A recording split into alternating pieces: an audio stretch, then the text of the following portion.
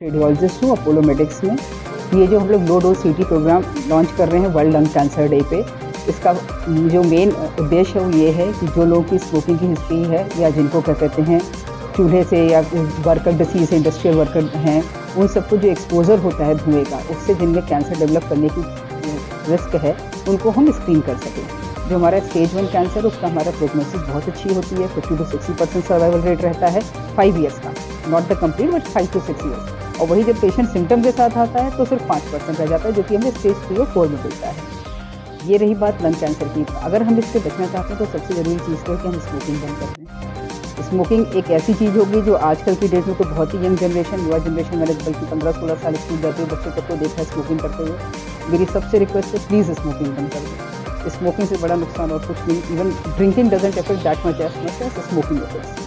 तो प्लीज़ उसको जितना अगर आप लोग हो सके तो रोकें। दूसरा है एयर पॉल्यूशन कम हो। ऑलरेडी गैस पे खाना बनना शुरू हो गया है, मैक्सिमम घर में उज्ज्वला स्कीम के थ्रू, तो अभी चूल्हे से तो कोई नहीं बना रहा है, पर जिनकी जो ओल्ड एज फीमेल्स है, जिनकी चूल्हे की बहुत स्ट्रॉन्ग हिस्ट्री है, उनको भी आना चाहिए इस प्रोग्राम के तहत, उनको भी अपना स्कैन करवाना चाहिए। उसके बाद जो हमारे रिस्क फैक्टर्स हैं वो जेनेटिक रह जाते हैं, उसमें तो हम कुछ कर नहीं सकते, जो हमारे अनुवांशिक हैं उसमें हम कुछ नहीं कर सकते। तो आई स्टार्टेड लो डोज सीटी प्रोग्राम। ये लो डोज सीटी स्कैन उन पेशेंट्स के लिए जो हमारी टारगेट पॉपुलेशन है, जैसे कि जो स्मोकिंग हिस्ट्री है जिनकी, जो एक्स स्मोकर्स हैं या एक्टिव स्मोकर्स हैं, जो एज ग्रुप जो 50 to 80 ईयर्स में जो एट रिस्क हैं, या वो पेशेंट्स जो एसिम्टोमेटिक है, सिम्टम्स नहीं है लेकिन इंडस्ट्रियल एक्सपोजर है, कोल वर्कर्स हैं, सिलिकॉन इंडस्ट्री में काम करते हैं, या एस्बेस्टस का एक्सपोजर है जैसे कि शिपयार्ड वर्कर्स हैं, तो इन सब पेशेंट्स में हमारा ये प्रोग्राम है लो डोज सीटी का।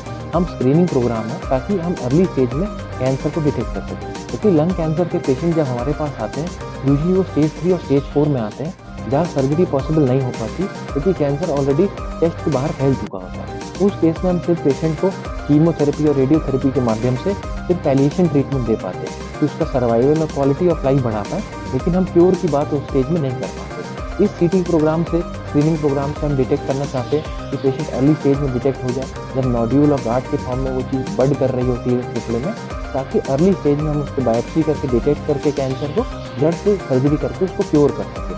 तो हम क्या है, तो लंग कैंसर जो 4 स्टेजेस में होता है, 1, 2, 3, 4। स्टेज 1 और 2 वाले जो लंग कैंसर होते हैं उनमें ज़्यादातर कोई सिम्टम्स नहीं होते।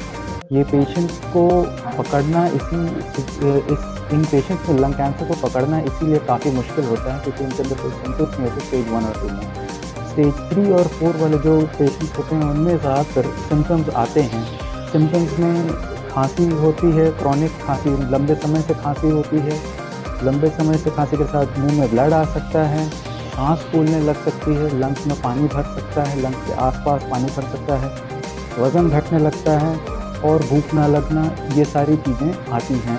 बट जो शुरुआती स्टेज कैंसर का होता है जिसमें ट्यूमर बहुत छोटा होता है, इसमें सिम्टम्स नहीं आते और ज़्यादातर इनमें सिम्टम्स नहीं आते, और इन्हीं को जो असिम्प्टोमेटिक, जो बिना लक्षण के पेशेंट होते हैं, इनको स्टेज 1 और 2 में कैच करने के लिए ये पहल है जिसके अंदर लो डोज सीटी स्कैन होता है। उसमें छोटे से छोटे ट्यूमर के नोड्यूल्स पकड़े जा सकते हैं और उनका इलाज किया जा सकता है।